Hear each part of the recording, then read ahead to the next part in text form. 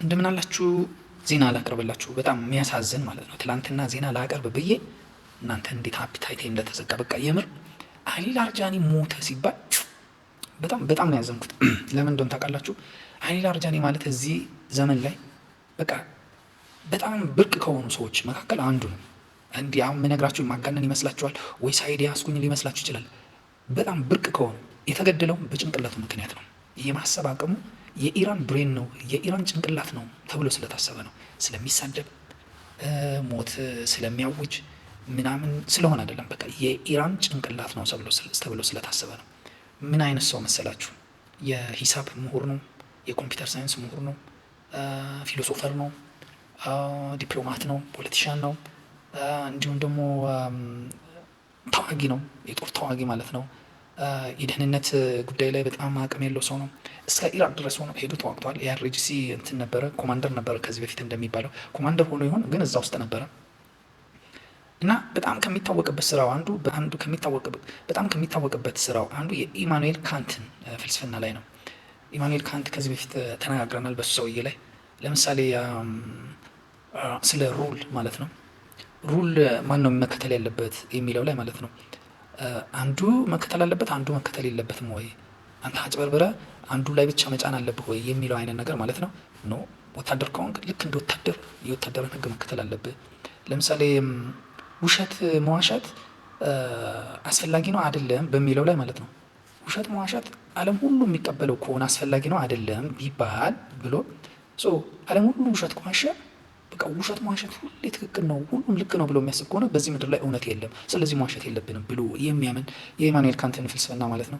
ወይም ቆሻሻ መጣል ትክክል ነው አይደለም በሚለው ነው። ቆሻሻ መጣል ትክክል አይደለም፣ ሁሉም ቆሻሻ ልጣል ካለ መሬታችን ሁሉ በቆሻሻ ትሞላለች፣ የምንኖርበት አካባቢ ሁሉ በቆሻሻ ይሞላል ብሎ የሚያስብ ማለት ብዙ አይነት የሚገራርሙ በቃ በሎጂክ የሚያምን ዶግማቲክ ያልሆነ ሃይማኖት እንዲህ ይላል ገሌ ምን ይላል ብሎ ማያስብ በሎጂክ በሪዝን የሚያምን ሰው ማለት ነው። እሱ በጣም ራሽናል የሆነ ሰው የሚገርም ሰው ማለት ነው። ገብታችሁ መጽሐፎቹን ምናምን ብታነቡ ማለት ነው ተአምረኛ የሆነ ሰው። እኔ በጣም የሚመቸኝ አንዱ ኢራንን ያዳነበት መንገድ ነው።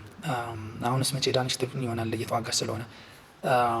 ባለፈው ቪዲዮ ሰራላችሁ ሌኒን የራሻ ኢምፓየር ልትበታተን ስትል ተሯሩጦ ራሻን እንዳዳናት እስከዛሬ እንዳበቃት ሁሉ አሊ ላርጃኒም አሜሪካና እስራኤል መጥፎ የሆነ የምትመተው ማለት ነው ሊያፈራርሷት፣ በእርስ በርስ ግጭት በብሔር ሊያናቁሯት፣ በቃ ሊበታተኗት ሲሉ እንባውን ውጦ ወዲያው ማለት ነው አጸፋ በመስጠት እነሱ በተደበቁበት ቶሎ ብሎ ሱፕሪም ሊደሩ እንዲመረጥ አድርጎ አገሪቷ እንደገና ተስፋ እንዲኖራት ያደረገ እስከ ሞተበት ቀን ድረስ ኢራን ሲመራ የነበረ ፕሬዚዳንት አይደለም፣ ሱፕሪም ሊደር አይደለም፣ ግን በዚህ ክፉ ጊዜ ሲመራ የነበረ ትልቅ ሰው ነው እና እሱ መሞት አልነበረበትም።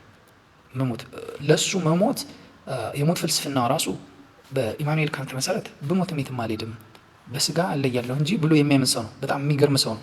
ገብታችሁ እንትኑ የሞት ፍልስፍና ስለ ሞት ያለው ፍልስፍና እንኳ ብታዩ ሪስክ የሚወስድ ሰው ነው።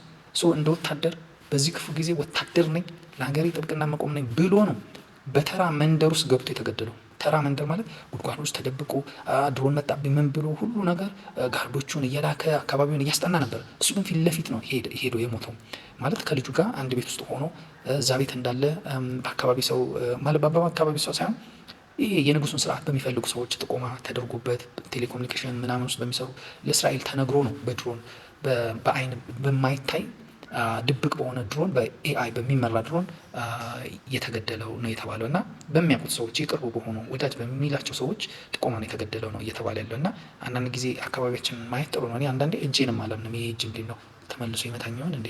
ያው ደደብ የሆንኩ ይመስላችኋል እንዲህ ስል እንጂ በቃ ማመን የሚባል ነገር ላይ በጣም ጥንቃቄ ያስፈልጋል። ብዙም አካባቢያችሁን በመጠራጠር ጊዜያችሁን ማባከን አስፈላጊ ባይሆንም ግን በጣም መጠንቀቅ ያስፈልጋል እና ኢራን ውስጥ ባለፈው ዓመትም ባለፈው ፌብሩዋሪ 28ም አሁንና አሊ ላርጃኒም በጣም ከተጎዱበት ነገር አንዱ ኦቨር ኮንፊደንስ እና በቃ የሴኩሪቲ ጉዳይ ምን ያህል ከባድ እንደሆነ ነው የሚያሳየው እና እሱ መሞት አልነበረበትም ሆነ ለመናገር እና አሜሪካ እስራኤል ሊጠብቁት ይገባ ነበር። ምክንያቱም እንዴት አድርገው ነው አሁን ዲፕሎማሲ የሚባለው ነገር ሰላማዊ በሆነ መንገድ እንነጋገር የሚባለው ነገር እሱ በሌለበት እንዴት ነው የሚናገሩት? እሱ ማለት አይአርጂሲን እና አባስ አርግቺን የእነሱን የፖለቲካ መስመር የሚያገናኝ ማለት ነው። እነዛ ዲፕሎማቶች ናቸው። እነዚያ ኢንተርናሽናል ፌሶች ናቸው። እነ አባስ አራግቺ ማለት ነው። በቃ ከኢንተርናሽናል ኮሚኒቲ ጋር የሚያገናኝ ቻናል ናቸው እነሱ። እሱ ግን ያን አርጂሲ ቻናልም የሚያገናኝ የምዕራቡ የነ አሜሪካ የነ እስራኤልም ዓለም የነ ራሻ የምስራቁን ዓለም የሚያገናኝ ሁሉንም ማለት ነው። በዚህም በዛም እየረገጠ ሁሉንም አቻችሎ የያዘ ትልቅ ሰው ነበረ። በቃ አለ የሚባል ኢራን ውስጥ አይደለም፣ ኢራን ብቻ ሳይሆን ዓለም ላይ አሉ። በቃ ሁለገብ ናቸው፣ መልቲ ዳይሜንሽናል ናቸው ተብለው ሰዎች መካከል አንዱ እሱ ነው። እስራኤል ልጠላው ትችላለች።